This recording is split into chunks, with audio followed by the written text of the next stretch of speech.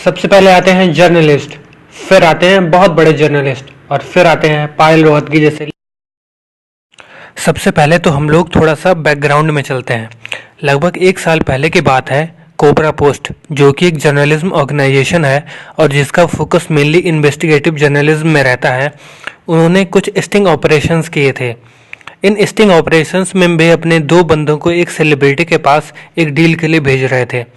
Deal में होना यह था कि उस सेलिब्रिटी को एक स्पेसिफिक पॉलिटिकल पार्टी के पक्ष में कुछ ट्वीट करने थे और उसके हिसाब से उस पॉलिटिकल पार्टी को उस सेलिब्रिटी को पैसे देने थे। आश्चर्य की बात यह है कि जब उन लोगों ने उन सेलिब्रिटीज़ को डील ऑफर की तो उनमें से ज़्यादातर ने वो एक्सेप्ट भी कर ली।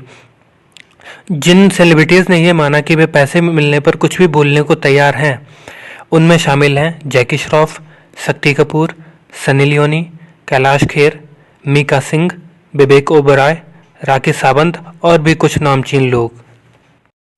अगर आप पूरे मामले पर ध्यान दें तो इसमें 2 चीज़ें नोट करने वाली हैं। पहला, ये सारे ही आर्टिस्ट बेरोजगार हैं। ये किसी ज़माने में फेमस हुआ करते थे, अब इनके पास कोई काम धंधा नहीं है। दूसरा, इन सारे लोगों में वैल्यूज़ नाम की कोई चीज़ नहीं है। इनकी कोई विचारधारा नहीं है। इन्हें जहाँ पैसा मिलेगा ये वहीं दुम हिलाते हुए नजर आएंगे। इन दोनों ही बातों पर पायल रोहतगी बहुत ही खरी उतरती हैं। वैसे भी ये डील की बात करते हुए ऑन कैमरा पकड़ी भी जा चुकी हैं। इसमें जो है 30 लाख रुपए में आपकी बात हुई, 30 लाख रुपए में आपकी, तो इसमें कितना मतलब चेक से कितना ब्लैक से कैश सही है? एडजस्ट कर लेंगे। 5 चेक से दे दीजिए। 5 लाख तो चेक से, 25 लाख रुपए कैश चल जाएगा? एडजस्ट कर लेंगे, कोई प्रॉब्लम तो नहीं है? हाँ, निकल को मतलब वही चीज़ क्लियर होनी चाहिए। आप रात फोन पे मुझसे 25% के लिए कुछ बोल रहे थे ना? नहीं 25, वही मैं आपको कह रही थी कि 25 कैश, 5 चेक। संग्राम आणि पायल यांना प्रत्येकी 30 लाख रुपये हवेत, पण कागदोपत्री हवेत फक्त। वैसे पायल रोहतगी के फैंस इन्हें शेरनी भी बुलाते हैं और इस बात पर शेरों का ये रिएक्शन है।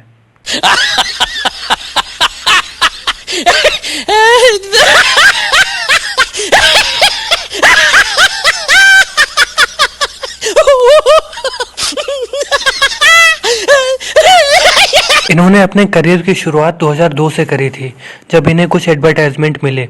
इसके बाद इन्होंने 2-3 फिल्में भी करी। इनकी फिल्मों में इनका रोल इनके आईक्यू लेवल से भी नीचे गिरा हुआ था और ये बेसिकली पारिवारिक पॉर्न फिल्में ही थीं। लेकिन कुछ भी कहिए, ये ज़बरदस्त एक्ट्रेस थीं। ये अपने एक रोल में तो ऐसा घुसी कि आज तक बाहर ही नहीं निकली। हाँ बल्लू, पार्टी कौन है? कोई कॉर्पोरेट वाले हैं। जाना किसके पास है? हाँ, पॉलिटिशियन है। कितना मिल रहा है? मैंने 4 लाख कोट किया है। बल्लू, तुम्हें कितनी बार बोला है कि मैं 5 से 1 पैसा कम नहीं लूंगी। 10% कमीशन तुम भी तो लेते हो ना? और इससे मैं ये बिल्कुल भी ये नहीं कहना चाह रहा हूँ कि पायल रोहतगी बीजेपी के पैसे खाकर उनके लिए दलाली करती हैं। कुछ सज्जन तो इन्हें हिंदू धर्म योद्धा भी मानते हैं और उनका बस चले तो ये उन्हें स्वामी विवेकानंद जैसा पद ही ना दे दें। जिन लोगों को ये गलत फहमी है, उन्हें समय निकालकर इनकी पुरानी फिल्में ज़रूर देखनी चाहिए।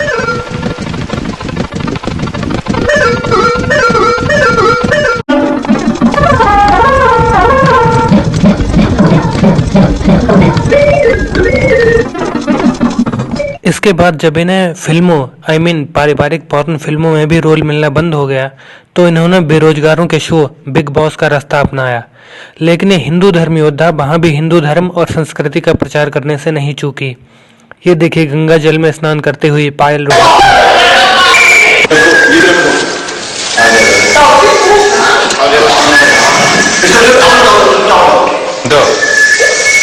कुछ जाओ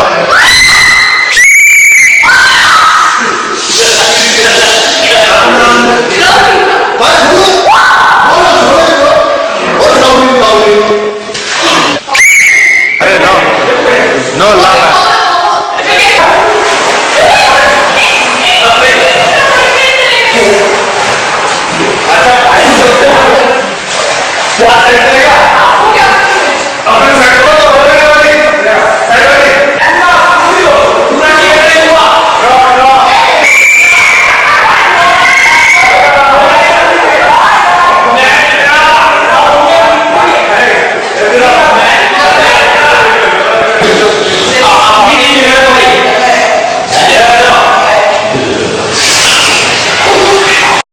प्रेजेंट टाइम में बीजेपी इंडिया की सबसे अमीर पॉलिटिकल पार्टी है और ये अपनी पॉलिटिकल फंडिंग का एक मेजर पोर्शन अपनी आईटी सेल में इन्वेस्ट करते हैं। पायल रोहतगी इसी आईटी सेल का एक हिस्सा है। अगर आप इनकी ट्विटर टाइमलाइन चेक करेंगे तो आपको दिखेगा कि इन्होंने अपनी पूरी जिंदगी में एक भी ट्वीट बीजेपी के खिलाफ किया ही नहीं है। लाखों लोग इन्हें सिर्फ इसलिए फॉलो करते हैं क्योंकि उन्हें लगता है कि ये हिंदू हितों की बात करती हैं, जबकि असलियत तो ये है कि इनका हिंदू क्या किसी के भी हित से दूर दूर तक का कोई वास्ता नहीं है। माना कि देश में बेरोजगारी बहुत फैली है, लेकिन इनके जैसे किसी व्यक्ति को फॉलो न करके इन्हें बेरोजगार बना के आप देश का भला ही करेंगे। आप भारतीय जनता पार्टी के बहुत बड़े समर्थक हो सकते हैं और उसमें कोई बुराई नहीं है। भाजपा एक लोकतांत्रिक पार्टी है और उसका समर्थन या विरोध करने का अधिकार सभी के पास है।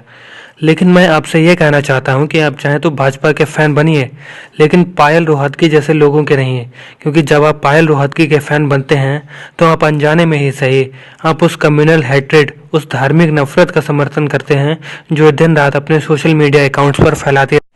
आप इनका कंटेंट उठाकर देख लीजिए और बताइए मुझे अगर इन्होंने कभी किसी रियल इशू पर बात की हो। ये सिर्फ हिंदू और मुस्लिम को लड़वाना चाहती हैं ताकि इनका घर चलता रहे, भले ही इससे न जाने और दूसरे कितने घर उजड़ जाएं। एक वीडियो में तो ये गाय के पेशाब और ऊंट के पेशाब को कंपेयर कर रही थी। अब आपको ही निर्णय लेना है कि आपको गौमूत्र में उलझ कर रहना है या असली मुद्दों जैसे कि इकोनॉमी और एम्प्लॉयमेंट पर बात करनी है। वीडियो को पूरा देखने के लिए आपका धन्यवाद।